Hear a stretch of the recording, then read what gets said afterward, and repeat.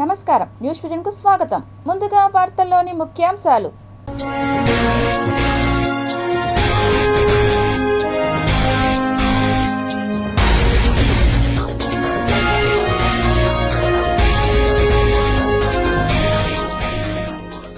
అంతరిక్షంలో యుద్ధం, చైనా వద్ద యుద్ధ ఉపగ్రహాలు, అమెరికాపై దండయాత్ర షురూ. నక్సలైట్లకు అమిత్ షా స్ట్రాంగ్ వార్నింగ్, వచ్చే మార్చి 31 వరకు డెడ్ లైన్. శ్రీవారిని దర్శించుకున్న చంద్రబాబు, లోకేష్ కుటుంబ సభ్యులు. తిరుమలలో మనవడు దేవాంశ్ పుట్టినరోజు వేడుకలు. అన్నదానానికి 44 లక్షల డొనేషన్ ఇచ్చిన సీఎం. కళావిహీనంగా కళారూపాలు, కాంట్రాక్టర్ చేతివాటం, పనుల్లో లోపించిన నాణ్యతా ప్రమాణాలు. రుయా ప్రభుత్వ ఆసుపత్రిలో ఆరోగ్యశ్రీ నిధులు స్వాహా, విచారణకు ఆదేశించిన ప్రభుత్వం.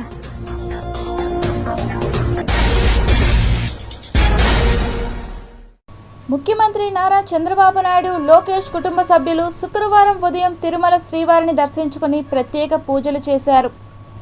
స్వామివారి దర్శనార్థం వైకుంఠం క్యూ కాంప్లెక్స్ గుండా ఆలయంలోకి వెళ్లారు.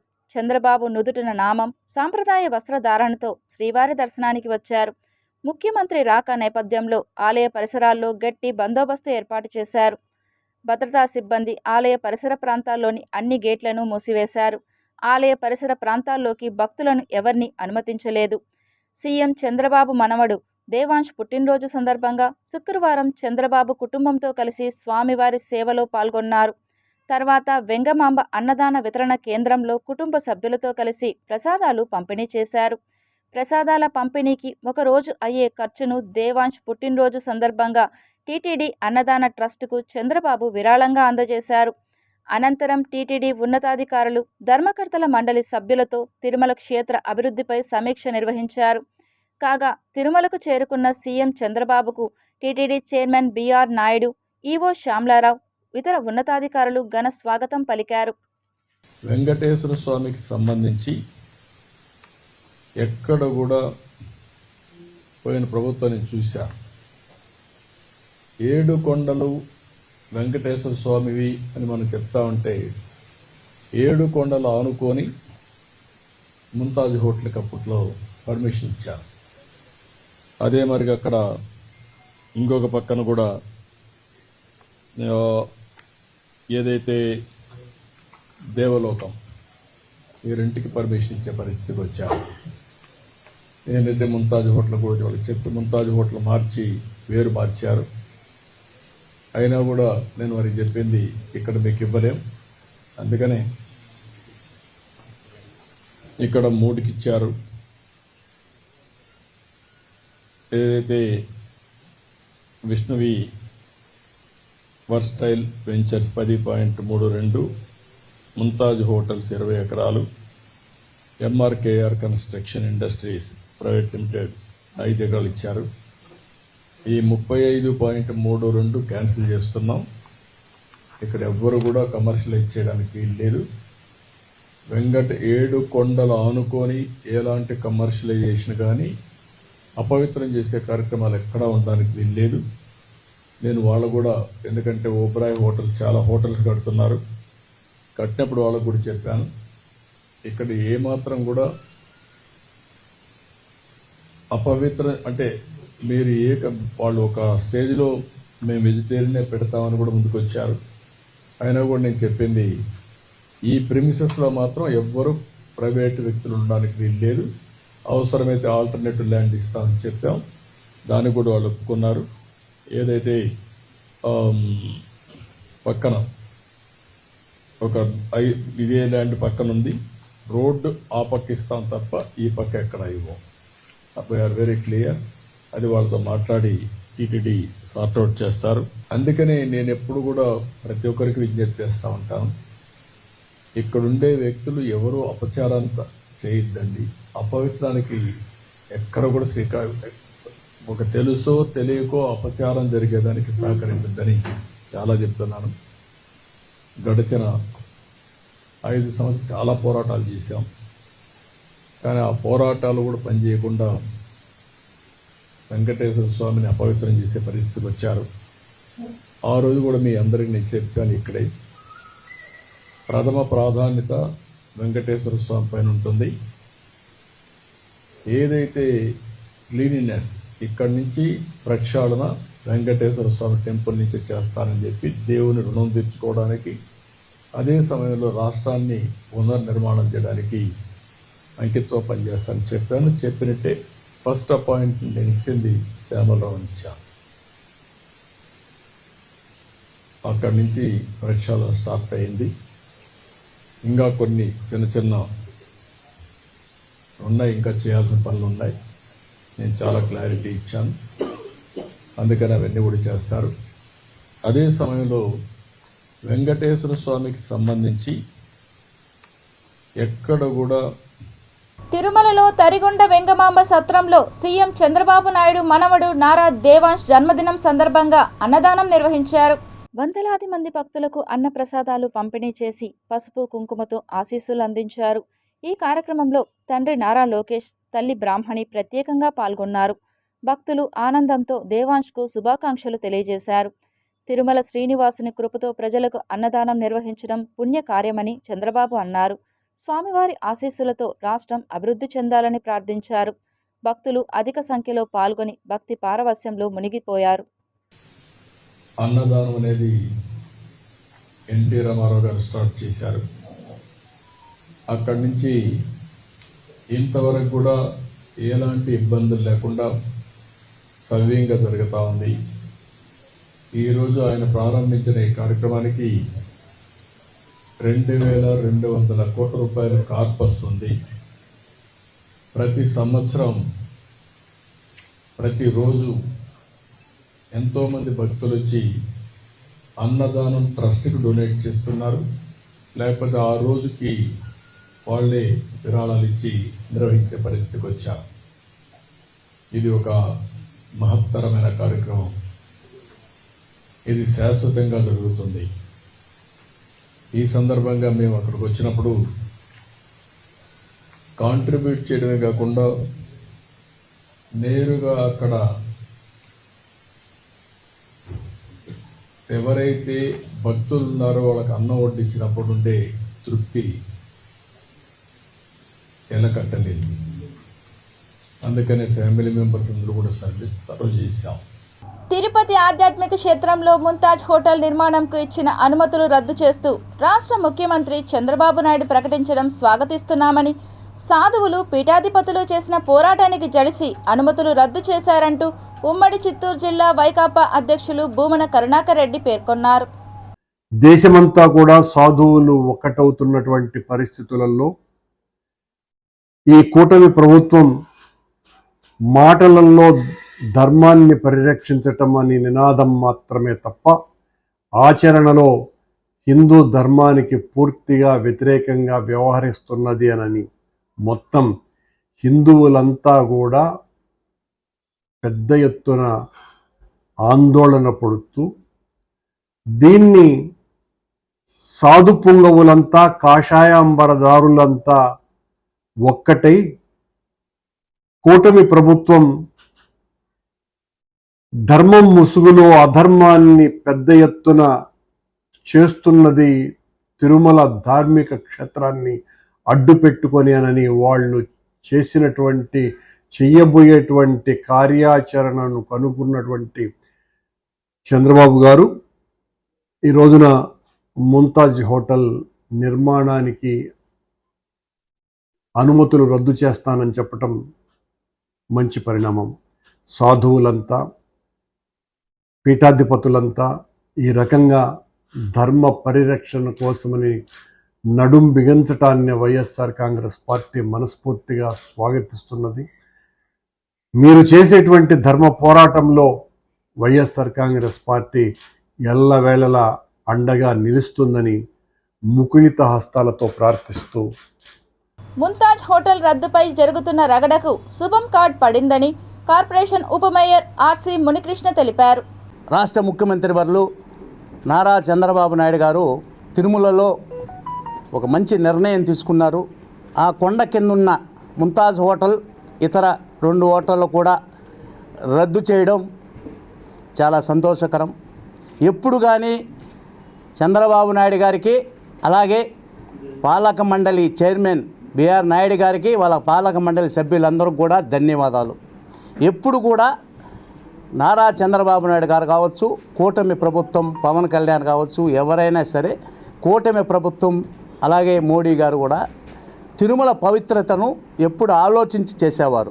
దానికి భాగంగానే ఈరోజు పవిత్రమైన పుణ్యక్షేత్రంలో ఆ ముంతాజ్ హోటల్స్, మిత్ర హోటల్స్ ఉండకూడదని రద్దు చేయడం జరిగింది. దానికి చాలా సంతోషం. దానికి మాజీ చైర్మన్, మన TTD board chairman Karunakar Reddy గారు ఈరోజు మీడియాతో మాట్లాడుతూ, చంద్రబాబు నాయుడు గారు సాధువులను చూసి భయపడి పూశాడు, దానివల్ల ఈరోజు దాన్ని రద్దు చేశాడు అని అడుగుతున్నా. ఈ పొద్దు ఆ టీటీడీ బోర్డు మాజీ చైర్మన్ గారిని ఒకటే అడుగుతున్నా, గతంలో మీరు ఆ ముంతాజ్ హోటల్స్కి, మిగతా హోటల్స్ పర్మిషన్ ఇచ్చింది మీరు ఇచ్చినప్పుడు జగన్మోహన్ రెడ్డి వాళ్ళ దగ్గర ఎంత తీసుకున్నారో అది చెప్పండి. తిరుపతి ఆధ్యాత్మిక క్షేత్రంలో ఇతర కులస్తులకు సంబంధించిన ముంతాజ్ హోటల్ అనుమతులను రద్దు చేస్తూ హిందువుల మనోభావాలు దెబ్బతీయకుండా రాష్ట్ర ముఖ్యమంత్రి నారా చంద్రబాబు నాయుడు ప్రకటించడం పట్ల శ్రీవారి భక్తులు హర్షం వ్యక్తం చేస్తూ అలిపిరి పాదాల మండపం వద్ద మొక్కులు చెల్లించుకున్నారు. ధర్మక్షేత్రంలో ధర్మమే గెలిచిందంటూ నినాదాలు చేశారు. గౌరవ ముఖ్యమంత్రి వర్యులు నారా చంద్రబాబు నాయుడికి మేమంతా శిరస్సు వంచి పాదాభివందనాలు తెలియజేస్తున్నాం. ఆయన తీసుకున్నటువంటి నిర్ణయం ఈరోజు ఏదైతే ఉందో, ఒక 6 నెలలుగా మేము ఈ జీవో ఏదైతే 26 జీవో వచ్చిందో, ముంతాజ్ హోటల్ని 20 ఎకరాల్లో ముంతాజ్ హోటల్ అనుమతులు, దాన్ని రద్దు చేయడం కోసం శ్రమిస్తాం. 6 నెలలుగా పోరాడుతున్నాం. ఈ పోరాటానికి ఈరోజు ఫలితంగా గౌరవ ముఖ్యమంత్రి నారా చంద్రబాబు నాయుడు గారు వారి యొక్క మనవడు యొక్క పుట్టినరోజు సందర్భంగా తిరుమలకు వచ్చి మొత్తం ఆ జీవోని క్యాన్సిల్ చేస్తున్నామని, అలాగే మొత్తం టూరిజంకు ఉన్నటువంటి అక్కడ 50 ఎకరాలు పూర్తిగా తీసేసుకొని, గతంలో వేరే వాళ్ళకి ఇచ్చిన 11 ఎకరాలతో కలిపి 50 ఎకరాలు తీసుకొని టీటీడీకి ఇస్తామనడం చాలా ఆనందదాయకమైనటువంటి సంఘటన ఇది. అధికారుల అనాలోచిత నిర్ణయాల కారణంగా భక్తులు అయోమయానికి గురవుతున్నారు. గతంలో ఈవోగా విధులు నిర్వర్తించిన వెంకటేష్ అనాలోచిత నిర్ణయాల కారణంగా దేవస్థానానికి భారీ గండి పడిందనేటువంటి అనుమానాలు వ్యక్తమవుతోంది. కాణిపాకం శ్రీ వరసిద్ధి వినాయకుడి గుడి వద్ద విరాళ కేంద్రం వద్దే ఫోన్పేకు ప్రైవేటు వ్యక్తి ఫోన్ నెంబర్ను ఉండటంపై భక్తులు ఆందోళన వ్యక్తం చేస్తున్నారు. స్వామి దర్శనం చేసుకున్నాక ఓ భక్తుడు బయట ఉన్న విరాళ కేంద్రం వద్దకు వచ్చారు. అక్కడున్న ఫ్లెక్సీపై రాసిన 3 ఫోన్పే నెంబర్లలో ఒకటైన 8247889692కు అన్నదానానికి విరాళం జమ చేసేందుకు సిద్ధమయ్యారు. ఫోన్పేలో సదరు సెల్ ఫోన్ వినియోగదారు పేరు బాలాజీ ఎస్ అని రావడంతో అనుమానంతో ఆపేసి సిబ్బంది దృష్టికి తీసుకెళ్లారు. స్కాన్ చేస్తే స్వయంభూ శ్రీ వరసిద్ధి వినాయక స్వామివారి దేవస్థానం అన్న కేంద్రం అని రావాలని, వేరే పేర్లు ఉంటే అవి దేవస్థానం నెంబర్లు కావని సిబ్బంది భక్తుడికి తెలిపారు. విరాళ కేంద్రం వద్ద అసలు వేరే వారి ఫోన్పే నెంబర్ ఉండటంపై భక్తులు విస్మయం వ్యక్తం చేస్తున్నారు. ఆలయం నెంబర్లు ఏమయ్యాయని ప్రశ్నిస్తున్నారు. మిగతా 2 నెంబర్లు కూడా ఆలయానికి సంబంధించినవి కావు. శనివారంలోగా పాత నెంబర్లు తొలగించి కొత్తగా ఆలయ ఫోన్పే నెంబర్లు అందుబాటులో ఉంచుతామని ఈవో పెంచల కిషోర్ వివరణ ఇచ్చారు. ఆ ఫోన్ నెంబర్స్కి మనం రీఛార్జింగ్ కానీ వాడకపోవడం వల్ల అవి ఇన్వాలిడ్గా అయిపోయాయి. సో ఇప్పుడు వాటిని జియో సిమ్స్ కొన్ని 1 ఇయర్ తర్వాత ఎవరు వాడకపోతే, మనం ఏదైతే దేవస్థానం తీసుకున్నదో ఆ 3 నెంబర్లు వినియోగంలో లేని దానివల్ల వాటిని మనం దేవస్థానం డిస్కనెక్ట్ చేసి వేరే వాళ్ళకి అలర్ట్ చేశారో మరి తెలియదు. మేము ఇప్పుడు చెక్ చేసాము. ఆ 3 నెంబర్లు కూడా ఒకే ఒక చోట అన్నదానం కౌంటర్ దగ్గర ఒకటి డిస్ప్లేలో ఉండింది. అవి కూడా కింద అడుగున 3 నెంబర్లని ఒక పేపర్తో కవర్ చేశారు. ఆ పేపర్ కవరు నిన్న ఎందుకల్లో ఊడిపోయింది. మనం అది ఇంటెన్షనల్గా తీశారో లేకపోతే దాన్ని తెలియదు, కానీ అది కవర్ చేస్తున్న నెంబర్స్ని అవి మళ్ళీ నిన్న ఎవరో ఒక భక్తుడు ట్రై చేసినట్టుగా మనకి న్యూస్ పేపర్లో వచ్చింది. సో దీన్ని బట్టి మనం చెప్పేది అంటే మనకి ఎక్కడ ఎకనామికల్ లాస్ జరగలేదు. ఆ 3 నెంబర్లు కూడా మేము ఇప్పుడు ట్రై చేసాము. మనం 10 రూపీస్ వేసి చూస్తే అవన్నీ ఇన్యాక్షన్లో ఉన్నాయి, డిస్కనెక్షన్లో ఉన్నాయి. మనకి ఆ 3 నెంబర్లు కూడా పనిచేయడం లేదు. వరసిద్ధి వినాయక స్వామి దేవస్థానానికి సంబంధించిన నెంబర్లే అవి. అప్పుడు మనం స్కాన్ చేసినప్పుడు ఆ నెంబర్లు జీపేకి కానీ ఫోన్పేకి కానీ మనం కనెక్ట్ చేసినప్పుడు ఆ పేరు డిస్ప్లే అవ్వాలి. ఆ భక్తుడు ఎవరైనా మనకి డొనేషన్ ఇవ్వాలనుకున్నప్పుడు ఆ ఫోన్పే పెట్టినప్పుడు మన దేవస్థానం పేరు సూచిస్తుంది. అలాంటి వాటికి మాత్రమే మనం ఆ భక్తుడు డొనేషన్ పే చేస్తాడు. ఇప్పుడు ఇవి చూస్తే ఎవరో ప్రైవేట్ వ్యక్తుల పేర్లు డిస్ప్లే చేస్తున్నాయి కాబట్టి మా దేవస్థానానికి సంబంధించినవి. ఆంధ్రప్రదేశ్ రాష్ట్ర DGP and vigilance and enforcement department DG Harish Kumar Gupta ఆదేశముల ప్రకారం చిత్తూరు మరియు తిరుపతి జిల్లాల్లోని మెడికల్ షాపులపై డ్రగ్ కంట్రోల్, విజిలెన్స్, ఈగల్ మరియు లోకల్ పోలీస్ అధికారులతో కలిసి మెడికల్ షాపులపై ఆకస్మిక తనిఖీలు చేపట్టారు. నిబంధనలకు విరుద్ధంగా వ్యవహరిస్తున్న షాపులపై కేసులను నమోదు చేశారు. మనం ఇవాళ టోటల్గా 7 షాప్స్ మీద చేసాము. ఈ 7 షాపులు వచ్చి చిత్తూరులో మూడు చోట్ల జరిగింది. 3 చోట్ల కూడా డాక్టర్ ప్రిస్క్రిప్షన్ లేకుండా రైడ్స్ జరిగినాయి. తిరుపతిలో 4 చోట్ల చేసాము. 4లో మెయిన్ ఇంపార్టెంట్ గురుజ్యోతి మెడికల్స్ ఇంపార్టెంట్. వీళ్ళ మీద కఠిన చర్యలు తీసుకుంటాం. మిగతా 3 చోట్ల ఫార్మసిస్ట్ లేకుండా మెడిసిన్ అమ్ముతున్నారు. దీని మీద కూడా డ్రగ్స్ అండ్ కాస్మెటిక్ యాక్ట్ ప్రకారం చర్యలు ఉంటాయి. ఇవి కాస్ట్ గురించి పెద్ద వాల్యూ ఉండదు. డాక్టర్ ప్రిస్క్రిప్షన్ ఉన్నవే అమ్మాలి. ఇవి ప్రిస్క్రిప్షన్ లేకుండా అమ్మడం అనేది డ్రగ్స్ యాక్ట్ ప్రకారం నేరం అవుతుంది కాబట్టి దాని మీద చర్య తీసుకుంటాం. చిత్తూరు, అపోలో ఫార్మసీ, కొండారెడ్డిపల్లి, చిత్తూరు టౌన్లో 3 చోట్ల తనిఖీలు చేయడం జరిగింది. ఈ 3 చోట్ల కూడా డయాపాజమ్, కోరిన్, అదేవిధంగా ఆల్పాజోలం ఇలాంటివన్నీ కూడా కాఫ్ సిరప్స్ ఇవన్నీ కూడా వితౌట్ ప్రిస్క్రిప్షన్, అంటే డాక్టర్ ప్రిస్క్రిప్షన్ లేకుండా అమ్మడం చేస్తున్నారు వీళ్ళు. దీని మీద డ్రగ్స్ అండ్ కాస్మెటిక్ యాక్ట్ ప్రకారం కేసులు రిజిస్టర్ చేస్తున్నాము. తిరుపతికి వచ్చేసరికి గురుజ్యోతి మెడికల్స్లో ఈ హ్యాబిటేట్ ఫార్మింగ్ డ్రగ్స్ అని ఇవి ఉన్నాయి కొన్ని. ఇవేంటంటే మెన్స్ జెంట్స్కి స్టిమ్యులేషన్ కోసం వాడతారు. అదేవిధంగా ఎన్ఆర్ఎస్ డ్రగ్స్ అంటే ఈ మత్తుని కలిగించే డ్రగ్స్ కూడా వీళ్ళు వితౌట్ డాక్టర్ ప్రిస్క్రిప్షన్ ఇవ్వడం జరుగుతుంది. అదేవిధంగా వీళ్ళ దగ్గర సేల్స్కి సంబంధించిన బిల్స్ లేనివి ఒక 29 టైప్స్ ఆఫ్ మెడిసిన్ని ఐడెంటిఫై చేయడం జరిగింది. తిరుపతిలో ఏర్పాటు చేసిన కళారూపాలు కళావిహీనంగా కనిపిస్తోంది. నాణ్యత ప్రమాణాలు పాటించకపోవడంతో ఈ దుస్థితి ఏర్పడిందని స్థానికులు ఆవేదన వ్యక్తం చేస్తున్నారు. ఓ ఫోటో ఎన్నో అర్థాలతో కూడిన భావాలను పలికిస్తుంది. అలా నగరంలో గత ప్రభుత్వ పాలనలో మాస్టర్ ప్లాన్ రోడ్లతో పాటు ఆయా కూడళ్లలో పెయింటింగ్స్తో కళాత్మకమైన చరిత్రలోని పురాణాలు, మానవ జీవన శైలి, వారి వృత్తులు, చరిత్రకారుల చిత్రాలు చూపరులను ఎడ్యుకేట్ చేసేలా ఉన్నాయి. నేడు అవి కళావిహీనంగా మారాయి.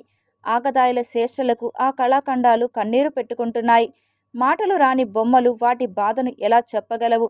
విద్యాలయాలు, విశ్వవిద్యాలయాల విద్యార్థులు నిత్యం సంచరించే స్థానిక టౌన్ క్లబ్ నుండి శ్రీ పద్మావతి మహిళా విశ్వవిద్యాలయం, ఎస్వి యూనివర్సిటీ ప్రాంతాలలో ఉన్న ఈ కళాఖండాల పరిస్థితిపై అధికారులు మనసు పెట్టండి. కంచే చేను మేసింది అన్న చందంగా తయారైంది రుయా ప్రభుత్వాసుపత్రి పనితీరు. డాక్టర్ల పేరిట రుయాలో ఆరోగ్యశ్రీ నిధులు స్వాహా చేసిన ఘటన వెలుగు చూసింది. ఆరోగ్యశ్రీలో వైద్య సేవలు అందించిన డాక్టర్లకు ప్రభుత్వం ప్రోత్సాహం కింద అందించిన 14.55 లక్షలను ఓ హెచ్ఓడి స్థాయి అధికారి స్వాహా చేశారంటూ ఇటీవల కొందరు డైరెక్టర్ ఆఫ్ మెడికల్ ఎడ్యుకేషన్కు ఫిర్యాదు చేశారు. రుయాలో ఆరోగ్యశ్రీ కింద వైద్య చికిత్సలు నిర్వహిస్తే ఆయా డాక్టర్లతో పాటు విభాగాల వారీగా అధికారులు, సిబ్బందికి ఆరోగ్యశ్రీ నిధుల్లో నుంచి కొంత నగదు జమవుతుంది. ఈ మొత్తం ఏడాదికోసారి వీరందరి ఖాతాల్లోకి చేరుతుంది. అయితే ఓ విభాగాధిపతి కొందరు పీజీ డాక్టర్ల పేరుతో 2023 నవంబర్లో 3,92,511 రూపాయలు, డిసెంబర్లో 10,62,376 రూపాయలు వంతున 14,54,887 రూపాయలు స్వాహా చేశారని అప్పట్లో ఆరోగ్యశ్రీ కింద విధులు నిర్వహించిన ఓ డాక్టర్ గత నెల 14న డిఎంఈకి ఫిర్యాదు చేశారు. దీనిపై పూర్తి స్థాయిలో విచారణ నిర్వహించి నివేదిక అందించాలని డిఎంఈ నరసింహం రుయా ఆసుపత్రి అధికారులకు ఆదేశాలు జారీ చేశారు.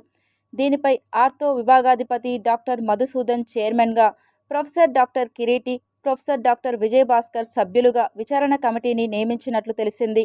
వీరు వారం రోజులుగా విచారణ నిర్వహిస్తున్నారు.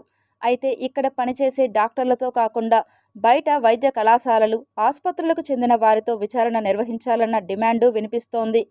దీనిపై ఇన్ఛార్జ్ సూపరింటెండెంట్ డాక్టర్ మధుసూదన్ను వివరణ కోరగా ఈ విషయంపై విచారణ పూర్తయిన తర్వాత ఉన్నతాధికారులకు నివేదిక పంపుతామన్నారు. అప్పటి వరకు విషయం బయటకు చెప్పకూడదన్నారు. తిరుమల శ్రీవారి దర్శనం కోసం వచ్చిన భక్తుల మధ్య వాగ్వివాదం చోటు చేసుకుంది. అది కాస్త ఘర్షణగా మారింది. చివరకు ఓ భక్తుడు ఆసుపత్రి పాలయ్యాడు. తిరుమలలోని సిఆర్ఓ కార్యాలయం వద్ద భక్తులు క్యూలైన్లో నిల్చుని ఉన్నారు. ఆ క్రమంలో తన కుమారుడిని తోసిన వ్యక్తిపై అతడి తండ్రి ఆగ్రహం వ్యక్తం చేశాడు. ఆ క్రమంలో ఇద్దరి మధ్య మాటామాటా పెరిగింది. దీంతో ఒకరిపై ఒకరు దాడి చేసుకున్నారు. అదే సమయంలో క్యూలైన్లోని వ్యక్తులంతా కలిసి యువకుడి తండ్రిని కొట్టారు. దీంతో ఆగ్రహించిన ఆ తండ్రి తన చేతిలోని గాజు బాటిల్తో ఎదుటి వ్యక్తిపై దాడి చేశాడు. తలకు తీవ్ర గాయం కావడంతో తోటి భక్తుడు ఆసుపత్రి పాలయ్యారు. ఈ ఘటనపై సమాచారం అందుకున్న టీటీడీ విజిలెన్స్ అధికారులు సంఘటనా స్థలానికి చేరుకున్నారు. ఆ క్రమంలో జరిగిన ఘటనపై ఆరా తీశారు. అనంతరం గాజు సీసాతో దాడి చేసిన వ్యక్తిని వారు అదుపులోకి తీసుకున్నారు. అయితే దాడి కారణంగా ఆసుపత్రిలో చేరిన వ్యక్తికి ప్రాణాపాయం లేదని, అయితే బలమైన గాయం అయితే అతడికి తగిలిందని వైద్యులు వెల్లడించారు. ఒంటిపూట బడులు మధ్యాహ్నం కూడా నిర్వహిస్తుండటంతో ఎండ వేడిమి తట్టుకోలేక విద్యార్థులు అసౌకర్యానికి గురవుతున్నారు. ఎండలు మండిపోతున్నాయి. ఉదయం 10 దాటితే నీడ కోసం పరిగెత్తాల్సిందే. ఇది నేటి వేసవికాలం పరిస్థితి. ఒంటిపూట బడులు కొనసాగుతున్న ఈ సమయంలో 10వ తరగతి పబ్లిక్ పరీక్షలు జరుగుతున్న నేపథ్యంలో 10th పరీక్షా సెంటర్ల పాఠశాలలో చదివే విద్యార్థులకు మధ్యాహ్నం తరగతులు నిర్వహిస్తున్నారు. ఎండ వేడిమికి ఉదయం స్కూలుకు రావడమే కష్టమైతే ఇక మధ్యాహ్నం క్లాసులకు వెళ్తున్న స్టూడెంట్స్ పరిస్థితి అగమ్య గోచరంగా మారింది. ఎన్నడూ లేని ఈ ఆఫ్టర్నూన్ స్కూల్స్ పిల్లల పాలిట శాపంగా మారింది. అధిక ఉష్ణోగ్రతలతో పిల్లలు అనారోగ్యం పాలైతే వారికి రక్షణ ఎవరు? నేడు చదివే ధ్యేయంగా తల్లిదండ్రులు పిల్లలపై ఆశలు పెట్టుకొని వారిపై ఒత్తిడి పెంచుతున్నారు. లోపం ఎక్కడో కానరాదు. తప్పు జరిగాక ఆకులు పట్టుకుంటే ఆరోగ్యం రాదు. 1 గంటకి ఈరోజు మధ్యాహ్న తరగతులు ప్రారంభిస్తున్నారు. అంటే ప్రభుత్వం చెప్పేదొకటి చేసేది ఒక రకంగా ఉంది. దీనివల్ల ప్రధానంగా చిన్నపిల్లలంటే దాదాపుగా 8 సంవత్సరాల నుంచి 12 సంవత్సరాల వరకు ఉన్నటువంటి విద్యార్థులు ఎండ తీవ్రత వల్ల కూడా ఈరోజు అనారోగ్యం పాలవుతున్నారు. ప్రభుత్వం ఒకసారి మళ్ళీ పునరాలోచన చేసి వీళ్ళకి ఏ విధంగా తరగతులు నిర్వహించాలో కూడా ఒకసారి ఆలోచించాలి. ఎందుకంటే ఇప్పటికే దాదాపుగా మన రాష్ట్ర ఏపీలో కూడా ఎక్కువ ఎండ తీవ్రతలు పెరుగుతున్నాయి. కాబట్టి ఇప్పుడే సరే విద్యార్థుల యొక్క ఆరోగ్యం దృష్టిలో పెట్టుకొని ఉదయం 6 గంటల 30 నిమిషాల నుంచి 9 గంటల వరకు తరగతులు నిర్వహించి, లేకపోతే వాళ్ళకి ఏ రకంగా పరిష్కారం ఏ విధంగా అయితే క్లాస్ నిర్వహిస్తే బాగుంటుందో ఒకసారి ప్రభుత్వం పునరాలోచన చేసి ఈ యొక్క మధ్యాహ్నం నుంచి నిర్వహించేటువంటి క్లాసులని రద్దు చేయాలని చెప్పి మేము ఏఐఎస్ఎఫ్ డిమాండ్ చేస్తా ఉన్నాం. ఈరోజు ఏదైతే 10th ఎగ్జామ్స్ ఉన్నాయో 10th ఎగ్జామ్స్ కోసం తెల్లారి నుండి మధ్యాహ్నం వరకు 10th ఎగ్జామ్స్ మధ్యాహ్నం నుండి స్కూల్ రన్ చేస్తున్నారు. ఏదైతే 10th క్లాసు పరీక్షా సెంటర్లు ఉన్నాయో వాళ్ళు మధ్యాహ్నం నుండి స్కూల్ రన్ చేస్తున్నారు. ఏదైతే స్కూల్ 1 గంటకి 2 గంటలకు స్టార్ట్ చేసి 4, 5 దాకా పెట్టుకుంటున్నారు. ఈరోజు విద్యార్థులు ఈరోజు ఎల్కేజీ నుండి 1st క్లాస్ నుండి 9th క్లాస్ దాకా విద్యార్థులు మధ్యాహ్నం 2 గంటలకు పోయేసి ఈవినింగ్ 4 గంటలకు వస్తున్నారు. రానున్న వేసవికాలం దృష్ట్యా రక్షిత మంచినీటి సరఫరాపై ఆర్డబ్ల్యూఎస్, పంచాయతీరాజ్, మున్సిపల్ శాఖల అధికారులు ముందస్తు చర్యలు తీసుకోవాలని జిల్లా కలెక్టర్ సుమిత్ కుమార్ ఆదేశించారు. చిత్తూరు జిల్లా సచివాలయంలోని సమావేశ మందిరంలో తాగునీటి సరఫరాకు ముందస్తు ఏర్పాట్లపై సంబంధిత శాఖల అధికారులతో జిల్లా కలెక్టర్ సమావేశం ఏర్పాటు చేశారు. ఈ సందర్భంగా కలెక్టర్ మాట్లాడుతూ వేసవికాలం ముందున్న సందర్భంగా తాగునీటి సమస్య తలెత్తకుండా ఉండేలా చర్యలు తీసుకోవాలని, ఇందులో భాగంగా ఓవర్ హెడ్ ట్యాంకులను క్రమం తప్పకుండా శుభ్రం చేయాలని, ఈ ప్రక్రియను మండల స్పెషల్ ఆఫీసర్లు పర్యవేక్షించాలన్నారు. దీనితో పాటు బహిరంగ మలమూత్ర విసర్జన జరగకుండా ప్రజలకు అవగాహన కల్పించాలన్నారు. మండలంలో పంచాయతీరాజ్ ఏఈ, ఆర్డబ్ల్యూఎస్ ఏఈలు సమన్వయంతో పంచాయతీ సెక్రటరీలు, ఇంజనీరింగ్ అసిస్టెంట్ల సహాయంతో ఓవర్ హెడ్ ట్యాంకులను పరిశుభ్రంగా ఉంచాలని, బహిరంగ మలమూత్ర విసర్జనపై ప్రజలకు అవగాహన కార్యక్రమాలు చేపట్టాలన్నారు. మార్చి నెల ఆఖరులోపు ఓవర్ హెడ్ ట్యాంకులను శుభ్రం చేయాలని, ఈ కార్యక్రమాన్ని రానున్న 3 నెలల పాటు క్రమం తప్పకుండా కొనసాగించాలని, పరిశుభ్రం చేసిన అనంతరం జియో ట్యాగింగ్తో ఫోటోలు సమర్పించాలన్నారు. తాగునీటి సరఫరా అయ్యే పైపులు మరమ్మతులకు గురైతే మురుగునీరు కలిసి కలుషితం అయ్యి వ్యాధులు ప్రబలే అవకాశం ఉన్నందున వెంటనే మరమ్మతులు చేపట్టాలన్నారు.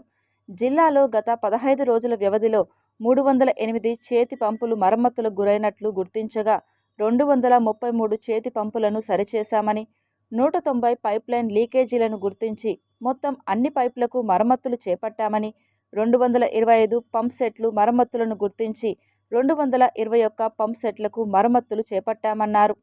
ట్రాన్స్పోర్టేషన్ ద్వారా 4 మరియు టై అప్ ద్వారా 3 హ్యాబిటేషన్లకు నీటి సరఫరా చేపట్టామన్నారు. ఈ సమావేశానికి ZP CEO Ravikumar Naidu, DPO Sudhakar Rao, RWS అధికారులు, ఇతర సంబంధిత అధికారులు హాజరయ్యారు. ప్రస్తుత సమాజంలో వస్తున్న మార్పులపై శ్రీ పద్మావతి మహిళా విశ్వవిద్యాలయంలో 2 రోజుల సెమినార్ నిర్వహిస్తున్నారు. ఈ కార్యక్రమానికి దేశవ్యాప్తంగా ఆంగ్ల అధ్యాపక ప్రతినిధులు, విద్యార్థులు హాజరయ్యారు.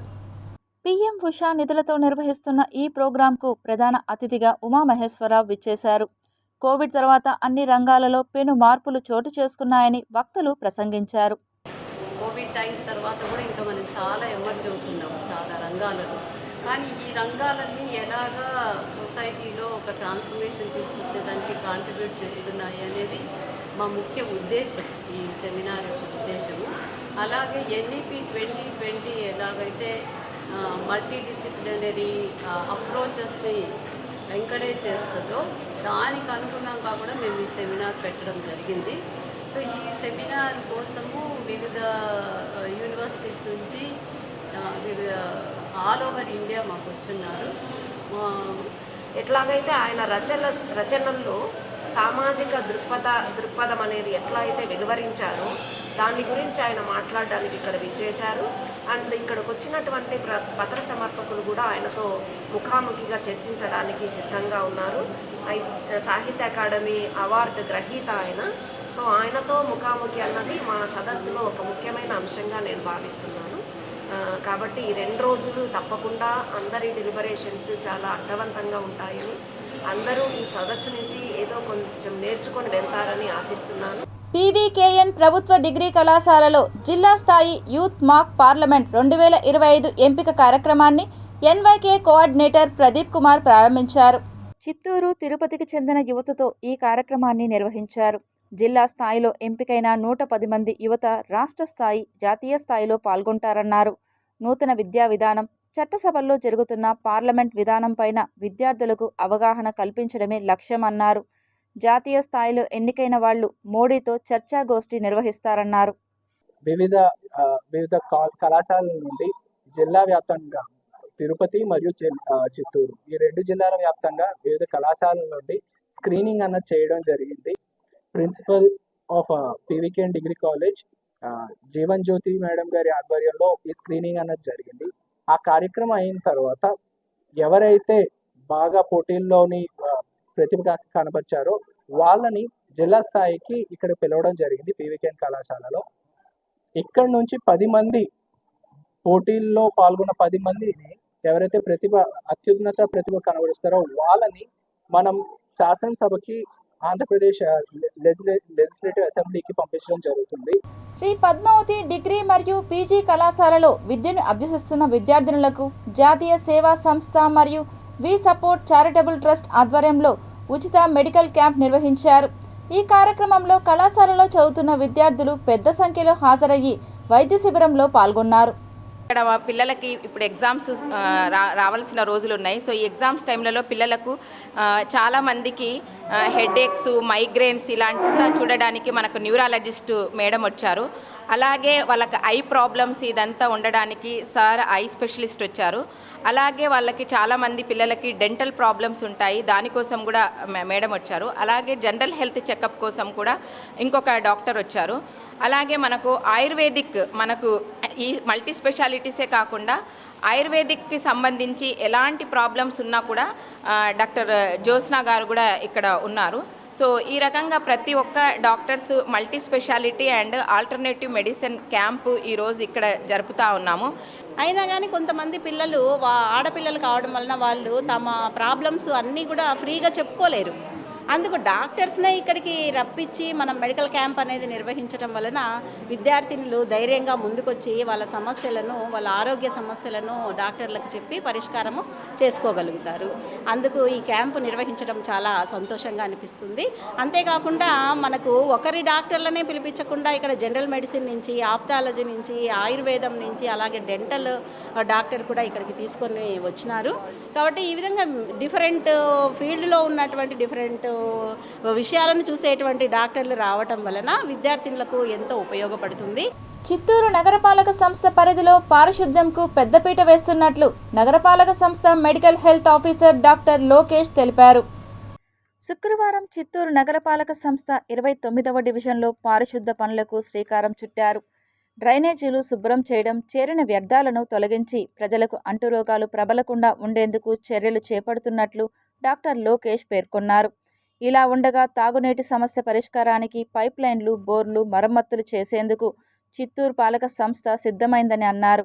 ఇందులో భాగంగా గ్రీంపేట, పగడమాన వీధిలో మరమ్మతుకు గురైన బోర్లను మరమ్మతు చేయాలని నగరపాలక సంస్థ అధికారులకు ప్రజలు విన్నవించారు. సమాజం ముందుకెళ్లాలంటే రచయితలు ఎన్నుకునేటటువంటి కవిత్వం రచనలు ఒక ఆయుధంలాగా సమాజాన్ని ప్రభావితం చేస్తాయని, ఆలోచనలకు అక్షర రూపం ఇచ్చి అద్భుతమైన పదాలుగా మార్చి నలుగురిని ఆలోచింపజేసేదే కవిత్వం అని ప్రతి సంవత్సరం మార్చి 21న ప్రపంచ కవితా దినోత్సవంను జరుపుకుంటూ కవుల యొక్క గొప్పతనాన్ని గుర్తు చేసుకున్నారు. కవి సార్వభౌముడు వీళ్ళందరూ కూడా శ్రీకృష్ణదేవరాయల కాలంలోనే ఎంతోమంది కవులను, రచయితలను పోషించినటువంటి ఒక గొప్ప రాజుగా ఈరోజు చరిత్రలో నిలిచారు. అలాగే శ్రీశ్రీ అభ్యుదయ కవి చెప్పిన విధంగా ప్రపంచం ఒక పద్మవ్యూహం, కవిత్వం ఒక తీరని దాహం అన్నారు. అంటే ప్రతి ఒక్కరిపైన ఎంత బాధ్యత ఉందో శ్రీశ్రీ మహాకవి మనకు తెలియజేయడం జరిగింది. కాబట్టి సమాజం ముందుకెళ్ళాలి అంటే రచయితలు ఎన్నుకునేటటువంటి కవిత్వము కానీ, ఎన్నుకునే రచన కానీ ఒక ఆయుధంలాగా సమాజాన్ని ప్రభావితం చేయాలి అంటారు. అందుకే సమాజ శ్రేయస్సుకు రచయితలందరూ కూడా ఒక సాహిత్యాన్ని ఒక ఆయుధంగా ఎంచుకొని ఈరోజు అందరూ కూడా రచనలు చేస్తూ ఉన్నారు. నక్సలైట్లకు అమిత్ షా స్ట్రాంగ్ వార్నింగ్ ఇచ్చారు. వచ్చే మార్చి 31 వరకు నక్సలిజం లేకుండా చేస్తామని కేంద్ర హోంమంత్రి అమిత్ షా స్పష్టం చేశారు. మన సైనికులు నక్సల్స్ ఫ్రీ ఇండియా క్యాంపెయిన్ దిశలో మరో పెద్ద విజయాన్ని సాధించారని కొనియాడారు. ఛత్తీస్గఢ్లోని బీజాపూర్, కాంకేర్లలో మన భద్రతా దళాలు నిర్వహించిన 2 వేర్వేరు ఆపరేషన్లలో 22 మంది నక్సలైట్లు చనిపోయారని తెలిపారు. మోడీ ప్రభుత్వం నక్సలైట్లపై కఠినమైన వైఖరితో ముందుకు సాగుతోందని, లొంగిపోవడం కోసం అవకాశం కల్పించామన్నారు. ఈ అవకాశాన్ని వినియోగించుకోలేని మావోయిస్టుల పట్ల జీరో టాలరెన్స్ విధానాన్ని అవలంబిస్తోందని వెల్లడించారు. వచ్చే ఏడాది మార్చి 31 నాటికి దేశం నక్సల్స్ రహితంగా మారబోతోందని స్పష్టం చేశారు. ఇదిలా ఉండగా ఛత్తీస్గఢ్ అడవుల్లో భారీ ఎన్కౌంటర్ జరిగింది. గురువారం ఉదయం నుంచి ఈ కాల్పులు చోటు చేసుకున్నాయి. ఈ దాడుల్లో 18 మంది మావోయిస్టులు హతమయ్యారు. అలాగే ఒక జవాను కూడా చనిపోయాడు. గంగలూర్ పోలీస్ స్టేషన్ పరిధిలోని బీజాపూర్, దంతేవాడ సరిహద్దుల్లోని అటవీ ప్రాంతంలో భద్రతా దళాలు, మావోల మధ్య ఈ ఎదురు కాల్పులు జరిగాయి. నారాయణపూర్ జిల్లా అబుజ్మద్లో మావోలు ఐఈడీ పేలుడుకు పాల్పడ్డారు. ఈ పేలుడు కారణంగా ఒక జవాన్, ఒక అధికారి కళ్లల్లోకి దుమ్ము, బురద వెళ్లినట్లుగా తెలిపారు. చికిత్స కోసం వారిని వేరే ప్రాంతానికి తరలించారు. సైన్స్ ఫిక్షన్ మూవీలో స్టార్ వార్స్ చూస్తుంటాం కానీ రియల్గా అవి జరుగుతాయని చాలామంది నమ్మకపోవచ్చు. కానీ చైనా దాన్ని నిజం చేసేలా ఉంది. ఇంతకీ చైనా టార్గెట్ ఏంటి? చైనా చర్యలతో వచ్చే ప్రమాదం ఏంటి? ఎవరిని భయపెట్టడానికి చైనా ఇలా చేస్తోంది? ఆసక్తికర కథనాన్ని ఓసారి చూద్దాం. వెండితెరపై అద్భుతమైన గ్రాఫిక్స్తో అత్యున్నత స్థాయిలో కనిపించే స్టార్ వార్స్ గురించి అందరికీ తెలుసు. అయితే రియల్ లైఫ్లో కూడా స్పేస్ వార్ జమానా వచ్చినట్లు ఉంది. అంతర్జాతీయ పరిణామాలు దీన్ని ధృవీకరిస్తున్నాయి కూడా. అగ్రరాజ్యాల మధ్య అంతరిక్షంలో జరగబోయే యుద్ధాలకు పాదులు పడినట్లే కనిపిస్తోంది. అమెరికా, చైనా నడుమ అంతరిక్ష యుద్ధం మొదలైందా అంటే అవుననే సమాధానమే వస్తోంది. అగ్రదేశం అమెరికాతో చైనా డి అంటే డి అంటోంది. అంతరిక్ష పరిశోధన కార్యక్రమాల్లో అమెరికాను సవాలు చేస్తోంది. భూమిపై అన్ని రంగాల్లో అమెరికాకు ధీటుగా, పోటీగా డ్రాగన్ దేశం పనిచేస్తోంది. ఐటీ, టెక్నాలజీ, ఆర్థిక, మేధో పరిజ్ఞానంలో అమెరికాను క్రాస్ చేసే కార్యక్రమాలు చేపడుతోంది. 2 దేశాల మధ్య వైరుధ్యాలతో ఆకాశమే హద్దుగా పోటీ శృతిమించిపోతోంది. అంతరిక్షంలో సోవియట్ యూనియన్ ఆధిక్యత అంతరించిన తర్వాత అమెరికా ఆధిక్యత కొనసాగుతోంది. అయితే దాన్ని కట్టడి చేయడానికి అంతరిక్షంలో అమెరికాకు ధీటుగా చైనా స్పేస్ కార్యక్రమాలు చేపడుతోంది. ఈ క్రమంలోనే తాజాగా ఓ బ్రేకింగ్ రిపోర్ట్ను యుఎస్ డిఫెన్స్ అధికారులు బయటపెట్టారు.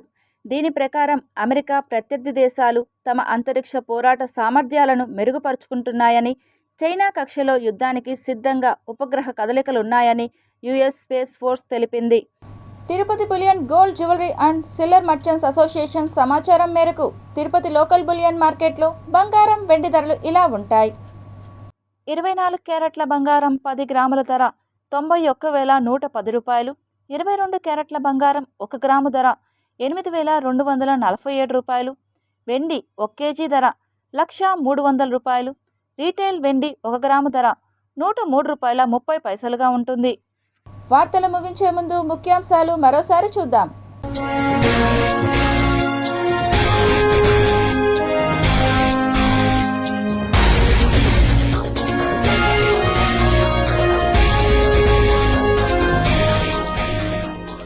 అంతరిక్షంలో యుద్ధం, చైనా వద్ద యుద్ధ ఉపగ్రహాలు, అమెరికాపై దండయాత్ర షురూ. నక్సలైట్లకు అమిత్ షా స్ట్రాంగ్ వార్నింగ్, వచ్చే మార్చి 31 వరకు డెడ్ లైన్. శ్రీవారిని దర్శించుకున్న చంద్రబాబు, లోకేష్ కుటుంబ సభ్యులు. తిరుమలలో మనవడు దేవాంశ్ పుట్టినరోజు వేడుకలు. అన్నదానానికి 44 లక్షల డొనేషన్ ఇచ్చిన సీఎం. కళావిహీనంగా కళారూపాలు, కాంట్రాక్టర్ చేతివాటం, పనుల్లో లోపించిన నాణ్యతా ప్రమాణాలు. రుయా ప్రభుత్వ ఆసుపత్రిలో ఆరోగ్యశ్రీ నిధులు స్వాహా, విచారణకు ఆదేశించిన ప్రభుత్వం.